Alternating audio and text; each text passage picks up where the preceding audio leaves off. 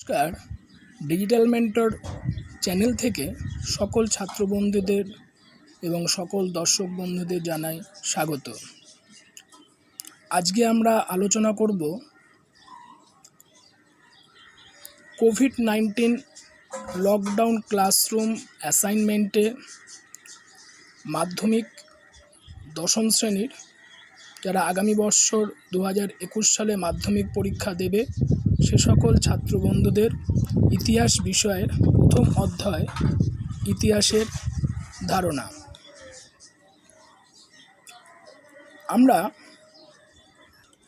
আমরা আজ এই অধ্যায়ের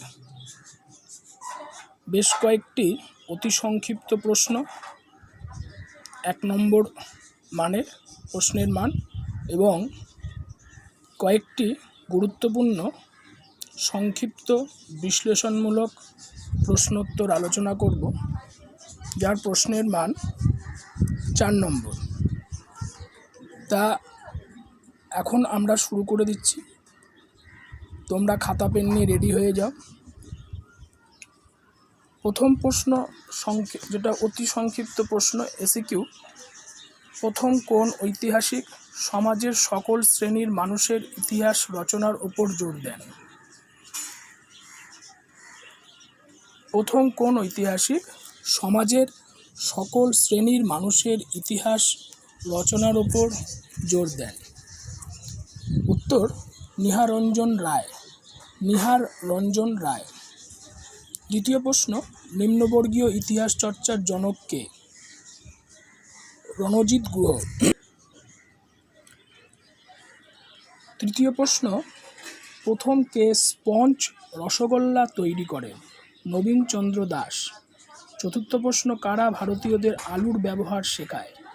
পর্তুগিজরা। কথাকলি নৃত্যশৈলীর উৎপত্তিস্থল কোন রাজ্যে? কেরালা। কবে চলচ্চিত্রের জন্ম হয়? 1895 খ্রিস্টাব্দে। পথের পাঁচালী ছবির পরিচালক কে?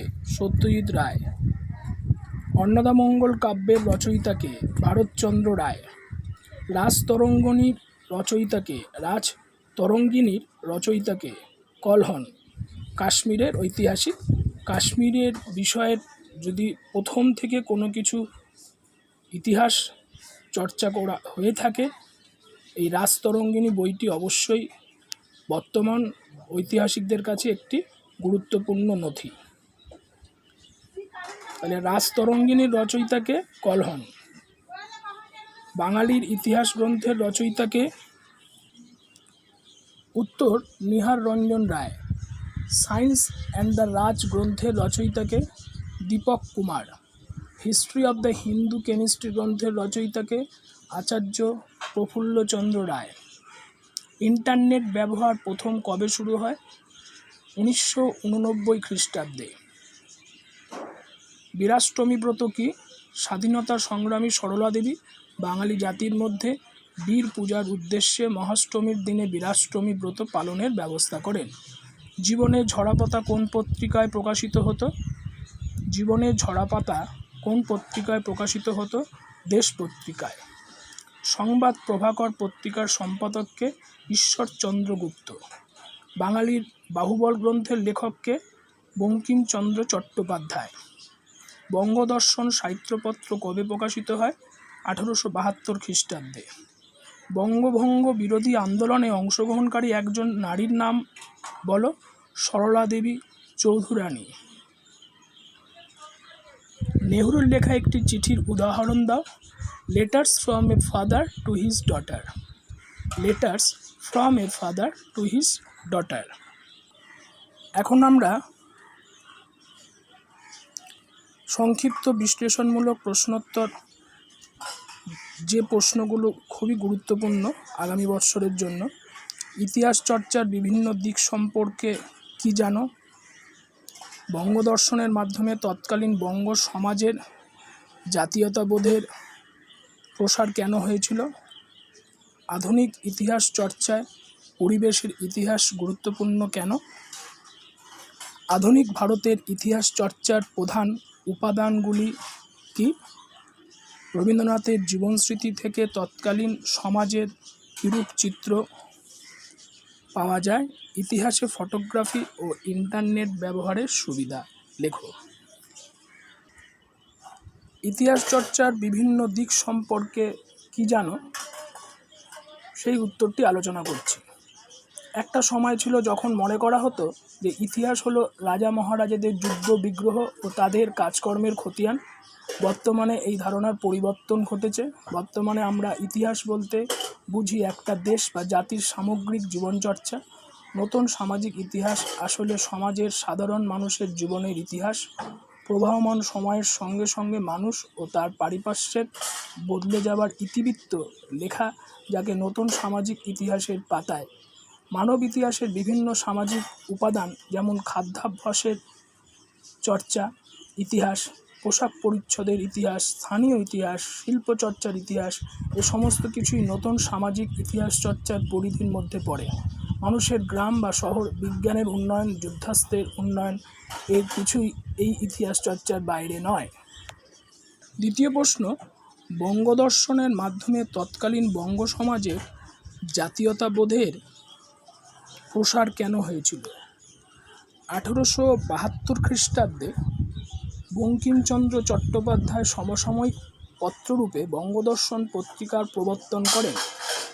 এই পত্রিকায় নীল বিদ্রোহ, পরবর্তী কৃষক আন্দোলন, ব্রিটিশের অত্যাচার, অপশাসন, তৎকালীন সমাজচিত্র, কলকাতার বাবু কালচার সবই নিয়মিত প্রকাশিত হতো। এক কথায় তৎকালীন সমাজের দর্পণ এই বঙ্গদর্শন পত্রিকা। এই পত্রিকায় সর্বপ্রথম তিনি বাঙালিদের স্বদেশপ্রীতি ও দেশপ্রেমকে তুলে ধরেছিলেন। ভূদেব চট্টোপাধ্যায়ের সম্পাদনায় বঙ্গদর্শনে তৎকালীন ঘটনা প্রবাহের পরিবর্তে আমাদের অতীত ও সংস্কৃতি ও আধ্যাত্মিক জীবনের ওপর বেশি আলোকপাত করা হয়েছিল। কিন্তু বঙ্কিমচন্দ্র অনেক বৌদ্ধিক ধাঁচে এই পত্রিকা চালিয়েছিলেন। তিনি বঙ্গের ইতিহাস ও তার দর্শনের ওপর গুরুত্ব দিয়েছিলেন। তার বঙ্গভূমি বীরভূমি, পবিত্রভূমি, যাকে বন্দনা করতে তিনি বন্দে মাতরম সঙ্গীত লিখেছিলেন। বঙ্গদর্শনে বঙ্কিমচন্দ্র বাংলা সাহিত্য ভাষাকে গুরুত্ব দিয়ে ফরাসি ও ইংরেজি ভাষাকে অবজ্ঞা করে বিপ্লব এনেছিলেন নতুন বাংলার রেনেসাঁস। পরবর্তী প্রশ্ন, আধুনিক ইতিহাস চর্চায় পরিবেশের ইতিহাস গুরুত্বপূর্ণ কেন? ইতিহাস চর্চায় পরিবেশের গুরুত্ব অপরিসীম। পরিবেশ একটি দেশ বা জাতির ইতিহাস নিয়ন্ত্রণ করে। পরিবেশের ইতিহাস চর্চার ক্ষেত্রটি অত্যন্ত সমসাময়িক, কারণ মানুষ ও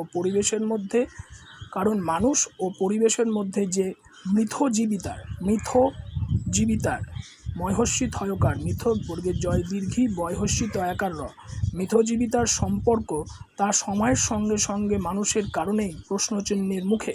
প্রাচীনকালে অ্যারিস্টটল এবং আধুনিককালে মন্টেস্কু মানুষের জীবনের ওপর ভৌগোলিক পরিবেশের প্রভাব নিয়ে আলোচনা করেছেন।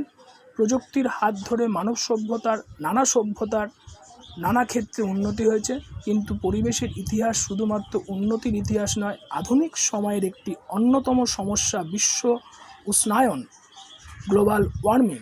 নানা ক্ষেত্রে প্রযুক্তি বিজ্ঞানের অতি ব্যবহার ও ত্রুটিযুক্ত ব্যবহার পরিবেশ পরিস্থিতি সংকটময় করে তুলেছে। এর প্রভাব পড়েছে জনজীবনে। পর্বত, নদী, অরণ্য, সমুদ্র জনজীবনকে গভীরভাবে প্রভাবিত করে। তাই পরিবেশের ইতিহাস জানা অনিবার্য হয়ে পড়েছে। ভারতে এ সম্পর্কে গবেষণা করেছেন ডক্টর ইরফান হাবিব, রামচন্দ্র গুহ, মহেশ রঙ্গরাজন প্রমুখ। ডক্টর শুভেন্দু গুপ্ত রচিত প্রাচীন ভারতে পরিবেশ চিন্তা এই গ্রন্থটি একটি উল্লেখযোগ্য। পরবর্তী প্রশ্ন, 4 নম্বর দাগের, আধুনিক ভারতে ইতিহাস চর্চার প্রধান উপাদানগুলি কী? আধুনিক ভারতের ইতিহাস রচনার প্রয়োজনীয় উপাদানের বিশেষ অভাব নেই। গুরুত্বপূর্ণ উপাদানগুলিকে 4 ভাগে বিভক্ত করা যায়। সরকারি নথিপত্র 1 নম্বর, 2 নম্বর আত্মজীবনী ও স্মৃতিকথা, 3 নম্বর চিঠিপত্র ও 4 নম্বর সাময়িকপত্র ও সংবাদপত্র। আজকে এই 4টি প্রশ্ন আমরা আলোচনা করলাম, এবং যে 2টি প্রশ্ন রয়ে গেল তোমাদের ইচ্ছার ওপরে, তোমরা যদি কমেন্ট বক্সে লিখে পাঠাও যে এই 2টি প্রশ্ন আলোচনা করলে ভালো হয়, তাহলে আমরা পরবর্তী পর্যায়ে 5 নম্বর দাগের প্রশ্ন, রবীন্দ্রনাথের জীবনস্মৃতি থেকে তৎকালীন সমাজের কিরূপ চিত্র পাওয়া যায়, 6 নম্বর দাগের প্রশ্ন, ইতিহাসে ফটোগ্রাফি ও ইন্টারনেট ব্যবহারের সুবিধা লেখো। এই প্রশ্নগুলো তোমাদের সামনে আমরা তুলে ধরব। আশা করি তোমাদের ভিডিওটি ভালো লেগে থাকবে। ভালো লেগে থাকলে তোমরা বন্ধুদেরকে অবশ্যই বেশি করে শেয়ার করবে, ভিডিওটি বেশি করে লাইক করবে এবং চ্যানেলটি যদি এখনও তোমরা নতুন হয়ে থাকো, সাবস্ক্রাইব না করে থাকো, চ্যানেলটি অবশ্যই সাবস্ক্রাইব করবে এবং বেল আইকন প্রেস করবে নেক্সট ভিডিও পাওয়ার জন্য। তোমাদের সকলকে অসংখ্য ধন্যবাদ এই ভিডিওটি ওয়াচ করার জন্য।